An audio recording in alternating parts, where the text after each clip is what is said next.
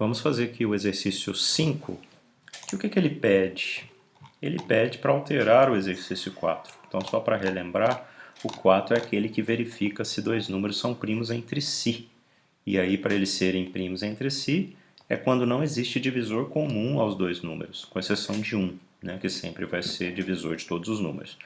Então, o que nós temos que fazer, aqui está o código, tá, do exercício 4 aqui, tá bom? Esse é o código que nós vamos alterar. Então, como é baseado em um outro programa, nós vamos pegar esse outro programa e vamos partir dele. Então, ele pede o seguinte: altere o programa do exercício 4 para contemplar o seguinte: escreva uma função que determine se dois valores inteiros e positivos a e b, argumentos de entrada da função, são primos entre si. A função deve retornar true se forem primos entre si ou false caso contrário. Então é o tipo booleano, né? O retorno vai ser do tipo booleano, ou seja, vai ter valor ou verdadeiro ou false. Por isso está aqui true ou false, que é o que o Python reconhece. Então depois ele pede para fazer uma função principal para testar a função auxiliar.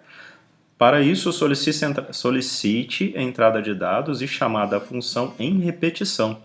Então é para ficar pedindo dado, chamando a função, imprimindo o resultado. Pedindo dado de entrada, chamando a função, imprimindo.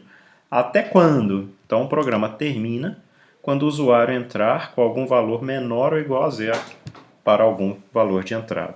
Então o usuário entrar com algum valor menor ou igual a zero, ele sai. Se não, ele roda para todo mundo o que tem que rodar.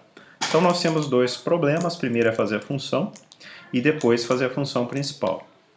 Separar esse código, né, para primeiro chamar uma vez, aí depois a gente faz o que ele está pedindo na função principal. Então inicialmente aqui, olha, já está separado entre a entrada, existe aqui uma validação se os números são verdadeiros ou não. Então aqui ele vai ter que, em algum momento, a gente vai ter que trocar. Só que essa parte do processamento é que a gente vai levar para a função. Por quê? É onde nós vamos passar aqui o número, então o número 1, número 2, os dois números, né? E ele vai ficar fazendo essa conta aqui. No final, dependendo do resultado, a flag aqui seria o resultado, ó, o que ele vai retornar. Então aí a gente vai pegar esse resultado aqui na função principal e dependendo vai imprimir dessa maneira. Então esse processamento vai lá para cima. Ele vai para a função. Então aqui nós vamos criar a função def, aí ela pediu um número, aliás um nome para a função, def primos, vamos chamar de primos. Então a função primos, né, com a primeira letra maiúscula, é bom a gente dar nomes de funções usando as iniciais em maiúsculo, é interessante para diferenciar dos nomes de variáveis. E aí nós temos o número, vamos chamar de A e B, por exemplo. E o que vai fazer aqui dentro é o que estava lá embaixo.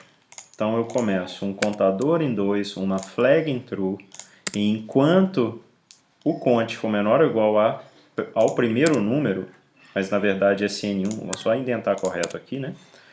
Então esse N1 no 1 não existe, ele na verdade ele é o A. Tá? E então o N1 é o A, o N2 é o B. Porque eu troquei de nome, tá bom? E aí a flag é o que está aqui, false. Quando ele sair desse while, se a flag continuar sendo true, é porque ele não encontrou nenhum divisor comum. Tá vendo? Ele testou aqui se tem divisor comum, tá? De A e B. Se o contador aqui, que é o candidato a ser o divisor comum, se ele era um divisor de A e se era um divisor de B. Ou seja, se o resto da divisão de A por ele desse zero e se o resto da divisão de B por ele der zero, então eles encontraram um divisor comum. E aí ele altera até a flag para false. Então qual que deve ser o retorno? É a própria flag. Né? Então ele vai retornar true, como está pedindo, ó, true se forem primos entre si, false caso não seja. Então, na verdade, o programa já estava bem fácil de ser adaptado para o uso de funções. Então ele retorna a flag. Falta chamar a função. Então, já que eu tenho N1 e N2, eu preciso fazer a chamada da função. Então aqui, vamos chamar de resultado aqui, ó, vamos chamar de R de resultado, vai ser a chamada da função primos passando o caso, o num1 e o num2, as duas variáveis. Aqui eu já tenho em R a saída. Então aqui eu não tenho mais que comparar se flag, na verdade é se R. R que foi o retorno de primos. Se for verdadeiro, ele imprime que os números são primos, senão ele imprime que não. O programa como está aqui agora, uma vez que já chama a função primos, ele vai executar para os valores que forem da entrada. Inclusive, se for número negativo, ele pede diferente, pede para entrar de novo, tá? Mas ele vai me pedir para fazer algo diferente aqui na função principal. Só que eu já vou testar, porque se tiver algum problema a gente já vê agora, tá? Então eu testo parcialmente, depois a gente segue fazendo o resto. Então entra com o primeiro número, 15 e 8. Os números 15 e 8 são primos entre si. Se eu for executar de novo e entrar com os números 15 e 21, os números não são primos entre si. Então ele está fazendo o que precisa fazer, a função está fazendo o que precisa fazer. Mas eu ainda não fiz a parte da função principal. Então vamos lá, faça uma função principal, ela está aqui, a função principal, tá gente? No entanto, eu não fiz o que está pedindo. Então eu vou alterar agora esse código para fazer o que está pedindo. Então ele tem que ficar em repetição, pedindo os valores e chamando a função. O programa termina quando o usuário entrar com algum valor menor ou igual a zero. Antes, quando ele entrava com valor menor ou igual a zero, ficava rodando e pedia mais. Agora não. Agora a condição é, enquanto no 1 for maior do que zero, valor menor ou igual a zero. Então se ele for maior e o N2 for também maior do que zero. Então agora é nessas situações que ele vai entrar, mas ele não vai chegar já pedindo um valor. Porque se ele entra é porque os valores que foram inicialmente informados são válidos. Se são válidos é para ele rodar. Então ele roda, chama o primos. Aí ao chamar o primo, depois que chamar ele vai imprimir a saída. Então vamos copiar isso aqui também para dentro do while. Vamos aumentar aqui um pouco, para a gente poder ver direito. Aqui o if ficou dentro do while, né? Os Ctrl+C, Ctrl+V, ele não traz a indentação correta. Então a gente tem que indentar aqui corretamente, ó.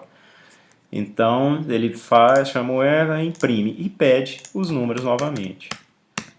E aí se os números forem válidos, essa condição vai ser verdadeira, ele entra, roda de novo, faz o cálculo, imprime e logo pede de novo novos valores. Se um desses valores for negativo, aí ele testa, ó.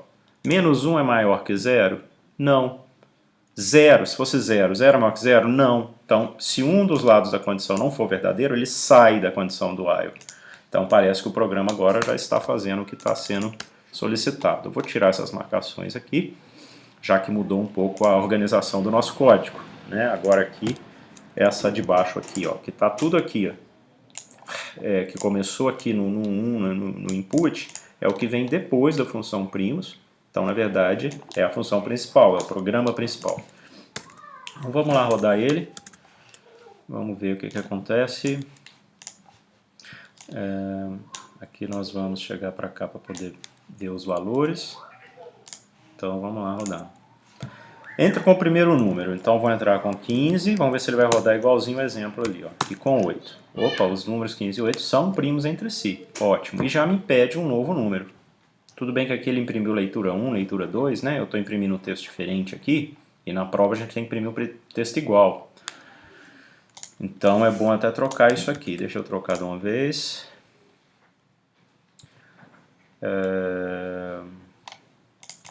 Leitura 1... E aqui leitura 2. E a mesma coisa aqui embaixo. Que ele vai repetir. Pronto. Os números são primos entre si e os números não são primos entre si. Aqui eu estou imprimindo o número, tá? Aqui ele não imprimiu. Então vamos tirar, né? Já que ele não imprimiu, eu vou fazer igual. Então... Vamos rodar de novo. Leitura 1. 15 e 8 são primos entre si. Agora de novo, primeira leitura agora para mais números. 15 e 21 não são primos entre si. Aí entrasse 15 e 0, ele vai sair, porque não passa na condição do while, né? E aí ele sai e termina o programa. É isso. Esse foi o programa 5 da lista de revisão.